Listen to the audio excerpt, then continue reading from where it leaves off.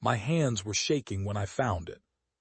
Not from age, not from the cold of the attic, from something else entirely, the particular trembling that happens when your body understands something before your mind has caught up with it.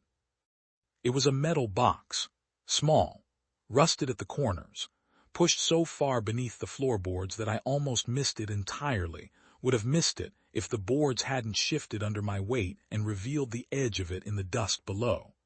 I pulled it free and sat back on my heels in the gray light of my father's attic, and I looked at it for a long time without opening it.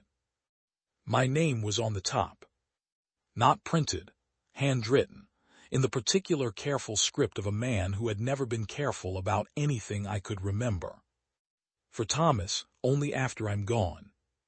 He had been gone for 31 years. I was 81 years old.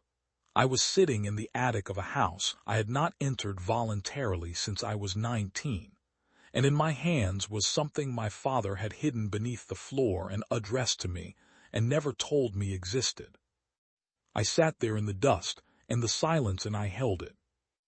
And I thought, as I had thought 10,000 times in 31 years, as I had thought at his hospital bedside when he was dying and could barely speak, as I had thought at his graveside, and at my own kitchen table in the quiet hours, and in every unguarded moment that a man has across 8 decades of living. Why? Why the silence? Why the distance?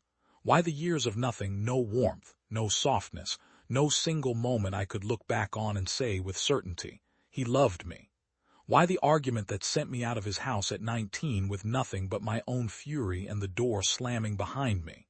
Why the words he said at the end of that argument that I had carried, word for 62 years?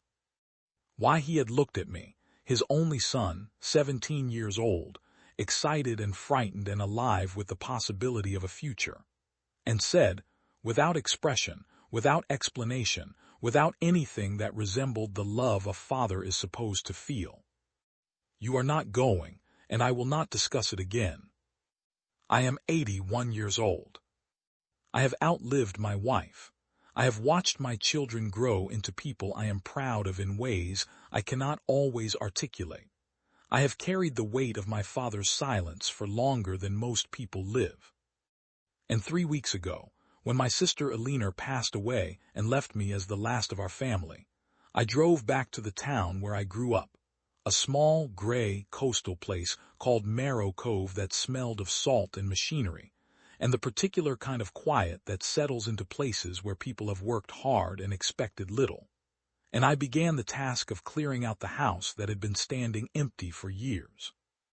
I was not expecting to find anything that mattered. I was not expecting, at 81, to have my entire understanding of my own life turned completely inside out. But that is what the box did. And before I tell you what was inside it, before I show you what 62 years of silence actually contained, I need to tell you about the man I was before I found it. Because you need to understand what I built on top of that wound. You need to understand who Thomas Avery was, and what he loved, and what he trusted, before you can understand what it cost him to carry what he carried. And you need to understand my father. Not the man I believed him to be. The man he actually was. His name was Raymond Avery, and for most of my life, I could not say that name without feeling something harden in my chest. He was not a cruel man in the way that some fathers are cruel, not violent, not vicious, not the kind of man who leaves marks you can point to. He was cruel in the way that absence is cruel, in the way that silence, sustained across decades, becomes its own kind of damage. He was tall and quiet, and his face had the particular quality of a man who had decided, somewhere early in his life, that expression was a luxury he could not afford. He never told me he loved me. Not once. Not at my graduation, which he attended and left without speaking to me. Not at my wedding, where he sat in the back row and shook my hand with both of his in the receiving line and said something about the weather. Not at the hospital when my son was born. He came. He stood at the window of the nursery, and he left after 11 minutes without explanation. He was there consistently, for every major moment of my early life, and absent just as consistently in every way that mattered. My mother, Vera, was the warmth in our house. She was the one who stayed up when I was sick, who read to me before bed until I was old enough to be embarrassed by it, who came to every school event and cheered too loudly and made me feel, in the specific way that good mothers make their children feel, that my existence in the world was genuinely cause for celebration. My father sat beside her at those events. He clapped at the appropriate moments. He said nothing. I spent my entire childhood trying to earn a reaction from him that he appeared constitutionally incapable of giving. I won a regional writing competition at age 12. My teacher called it the finest piece of student writing she had seen in 20 years. My mother cried. My father read it that evening at the kitchen table. I watched him read it, watched his eyes move across every line, and then he set it down and said, "Words don't feed a family, Thomas." That was it. That was the whole of it. 7 words that I carried into adulthood like a stone in my chest, that shaped the way I spoke about my own achievements for the rest of my life, that taught me to diminish anything I created before someone else could diminish it first. I was 12 years old, and that sentence became the architecture of my self-doubt for the next 7 decades. If this story is already touching something in you, stay with me. Like the video, so more people find this before it is too late, because what I found in that box changed everything I thought I knew. I want to tell you about the baseball game, because it is the memory I have returned to most often across 81 years, more than the argument, more than the hospital, more than any of the other wounds that accumulated between my father and me over a lifetime of misunderstanding. I was 14. Our team had made the district finals, the first time in 11 years our school had reached that stage, and the only time, as it turned out, that I would ever play in a game that large. I had been the starting pitcher for 2 seasons. I was not exceptional, but I was reliable, and reliability in a 14-year-old is something coaches remember. My mother came. She sat in the front row of the bleachers with a handmade sign that I pretended to be embarrassed by and was secretly grateful for. She brought sandwiches. She cheered every pitch. I kept looking at the gap beside her, where my father was not. We won. I pitched 6 of the 9 innings and did not give up a single run in those 6 innings, and when the final out was made and my teammates piled on top of each other, I stood slightly apart from them for a moment, and I looked at that gap in the bleachers, and I felt something settle into me, cold and permanent and precise, that I can only describe as the moment I stopped expecting him. I did not stop wanting. You do not simply stop wanting a father's presence because he has failed to provide it enough times. The wanting does not obey that logic. It persists, stubbornly, humiliatingly, long past the point where you have told yourself it is finished. But I stopped expecting. And there is a particular kind of grief in that distinction that I do not think I have ever fully explained to anyone. He was home when we returned that evening, sitting in the kitchen, the radio on. He looked up when I came in and something moved across his face, something too brief and too controlled for me to read, and then he looked back at the table and said, "Hungry." That was it. That was our conversation about the most significant athletic achievement of my childhood. I went to my room and I lay on my bed in the dark, and I made a decision that felt, at 14, like strength, but which I understand now was simply the only armor a boy can build when the wound keeps arriving from the same direction. I decided I did not need him. I decided that Raymond Avery's opinion of me was simply not something I was going to spend any more of my life pursuing.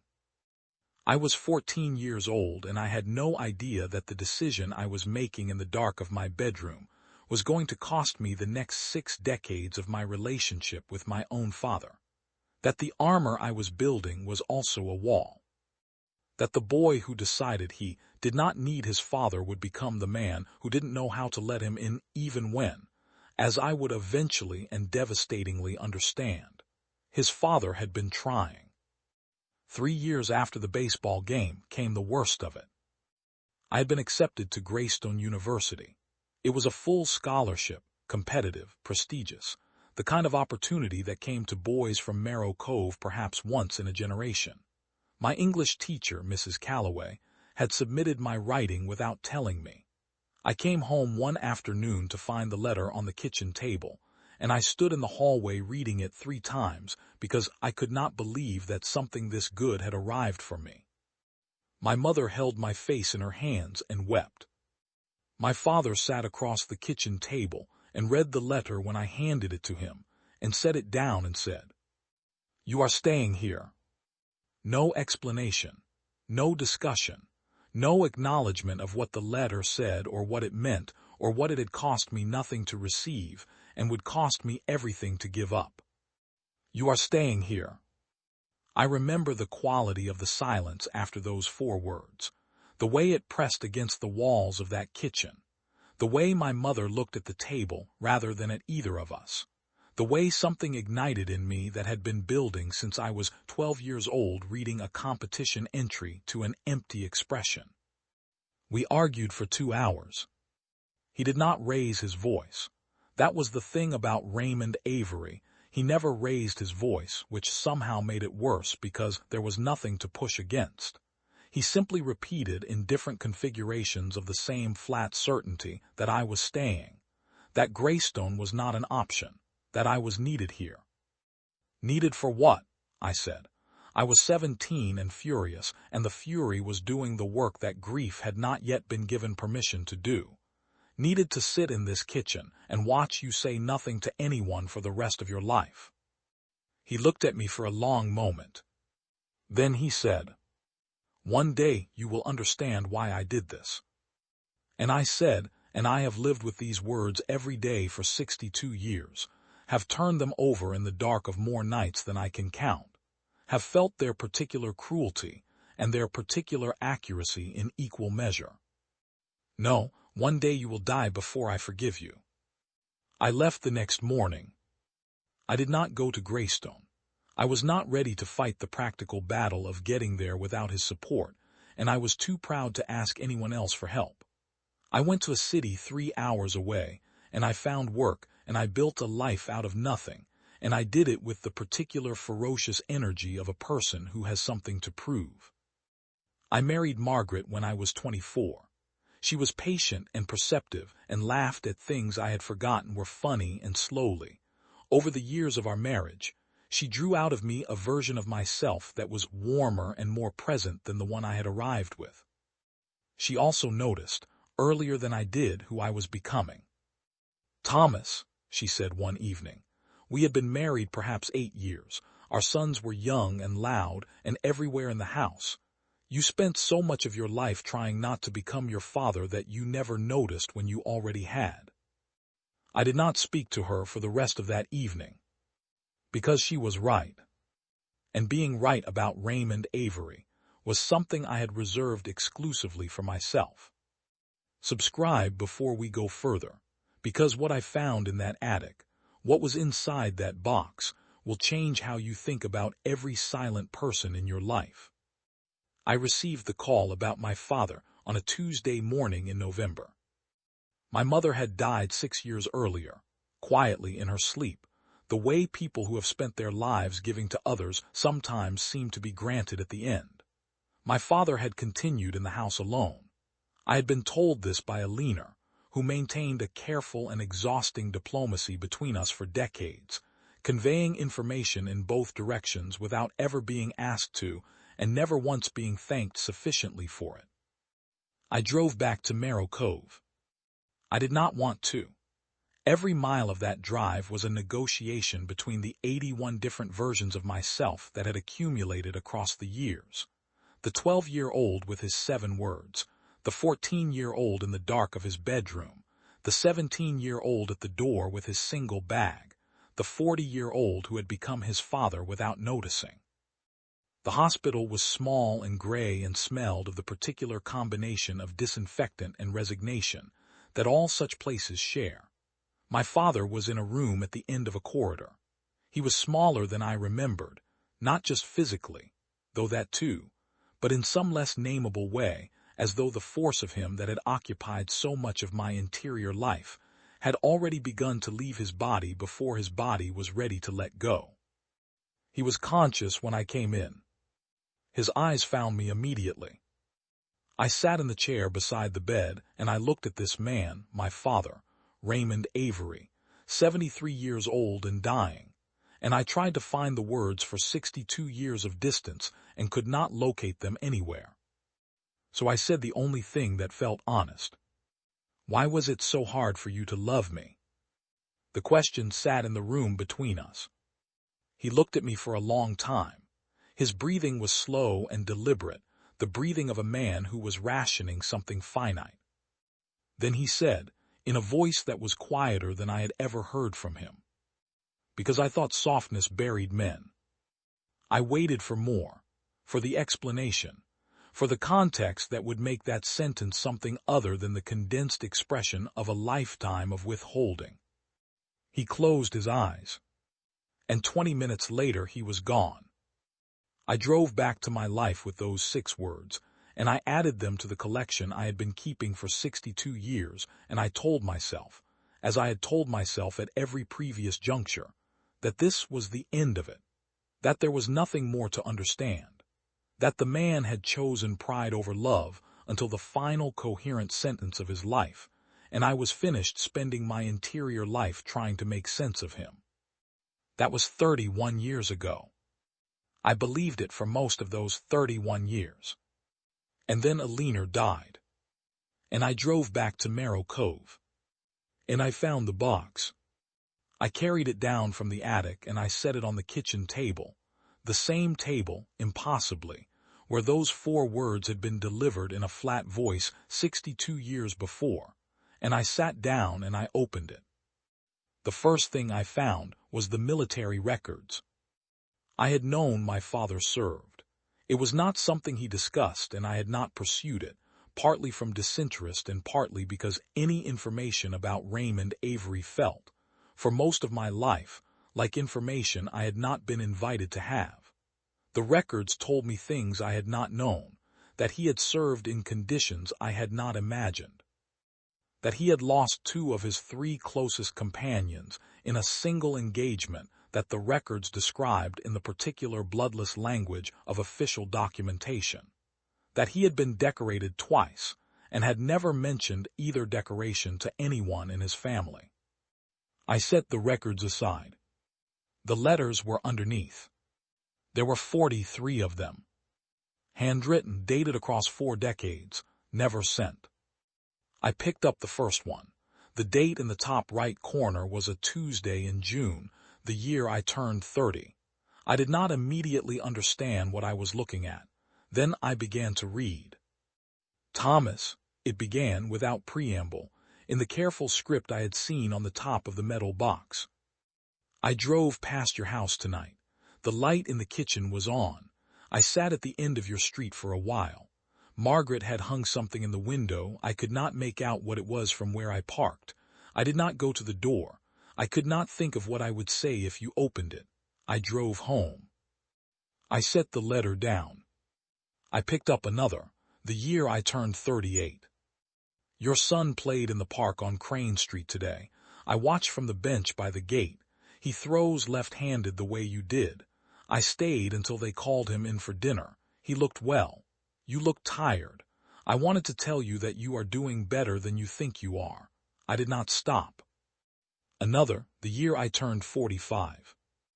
I heard you were given a commendation at work. Alina told me. She tries not to tell me things about you, but she cannot help it.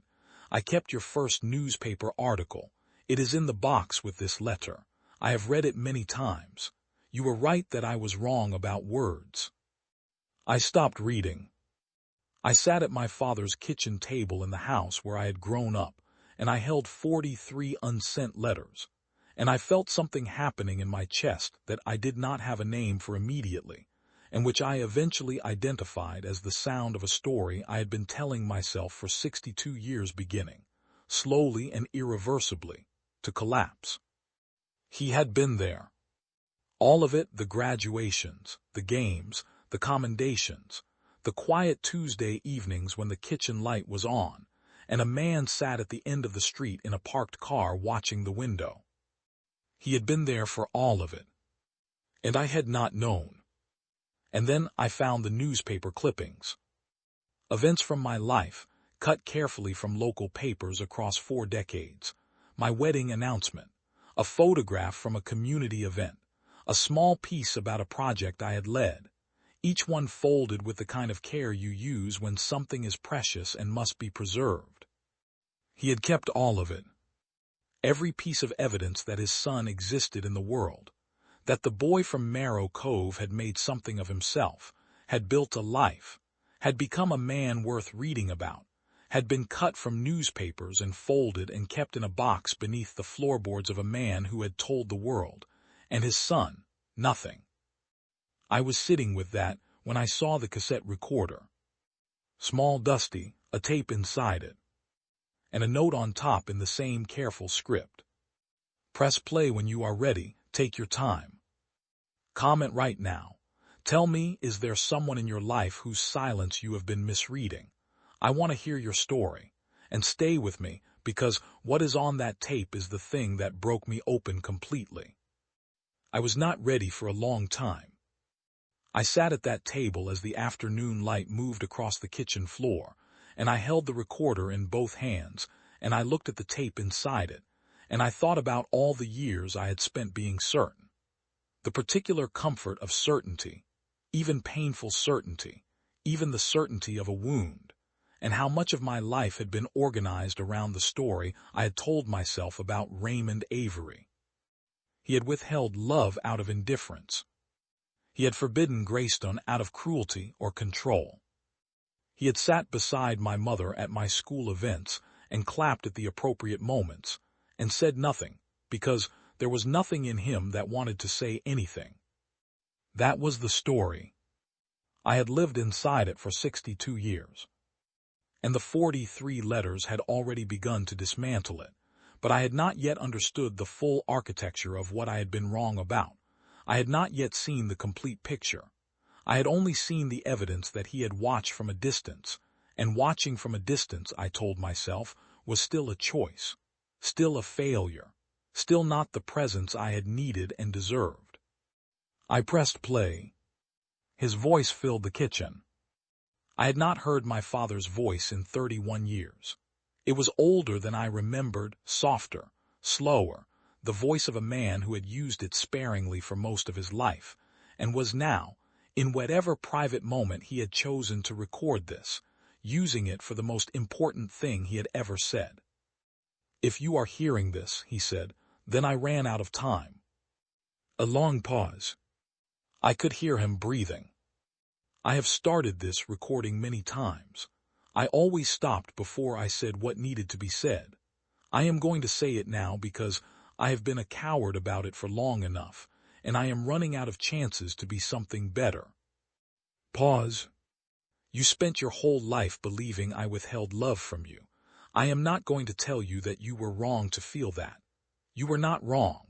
What you felt was real, and what I gave you was not enough, and I have known that for longer than you have. My hands on the recorder were not steady. What I want to tell you is why. He told me about his own father first. A man I had never known, my grandfather, who died before I was born, described now in my father's careful voice as a man of such consistent and inventive cruelty that I understood, listening, why Raymond Avery had decided at some early age that the thing his father had called love was something to be protected against rather than sought. He had not learned love from a safe place. He had learned it from a man who used it as a weapon. And so he had done what wounded people do. He had built a wall around the thing that had hurt him and called the wall discipline, and called the discipline strength, and lived behind it for the entirety of his adult life believing he was protecting the people on the other side of it. I know that does not excuse it, he said. I am not asking you to excuse it. I am asking you to understand it. There is a difference. Then he told me about Greystone. I gripped the recorder so hard my knuckles ached. He had discovered, through a connection at the post office, through the particular small-town information network that operates invisibly in places like Marrow Cove, that one of the student groups active on the Greystone campus had come under federal investigation, that a young man from our town who had enrolled the previous year had been questioned twice, that the investigation concerned activities serious enough that several students had been arrested and one had disappeared entirely. He had not known I was connected to this group. I was not, in truth, connected to it. I had known the young man loosely, had attended 2 meetings out of the vague, idealistic curiosity of a 17-year-old who had not yet developed the discernment to distinguish between genuine political engagement and something considerably more dangerous. But my father had not known the degree of my connection.